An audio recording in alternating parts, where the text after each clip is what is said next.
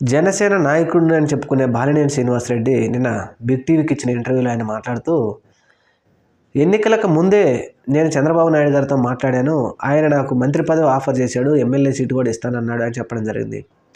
అంటే మీరు అన్ని విధాలా ట్రై చేశారు. ఎందుకంటే ఏ పార్టీ గెలిస్తే ఆ పార్టీలోకి వెళ్ళిపోవాలని మీరు అన్ని విధాలా ట్రై చేశారు. వెళ్ళిపోవాల్సి ఉండే మిమ్మల్ని ఎవరు వద్దన్నారు? ఆనం రామనారాయణ రెడ్డి వెళ్ళిపోలేదా? కొలుసు పార్థసారథి వెళ్ళిపోలేదా? కోటంరెడ్డి శ్రీధర్ రెడ్డి వెళ్ళిపోలేదా? వీరందరూ వెళ్ళిపోయి ఎమ్మెల్యేలు అయినారు, మంత్రులు అయినారు. మీరు మాత్రం ఎందుకు వెళ్ళిపోలేదు? మీరేంటంటే అవకాశవాదులు. జగన్మోహన్ రెడ్డి గారి దగ్గర మీలాంటి వాళ్ళని నమ్మడం ఆయన చేసిన పాపం. మీలాంటి వాళ్ళని నమ్మే 2024లో అధికారం కోల్పోయిండు. మీరు ఇప్పుడు ఏంటంటే మీకు అధికారం లేదు కాబట్టి ఒంగోలులో మీరు చేసిన అన్యాయాలు తెలుగుదేశం పార్టీకి సంబంధించిన నాయకులు తవ్వి తాట తీస్తారు కాబట్టి ఇప్పుడు పవన్ కళ్యాణ్ పక్షాన చేరి పవన్ కళ్యాణ్ ఆసరా కోరుతూ ఆయన సంకలో తీరిన బాలినేని శ్రీనివాస్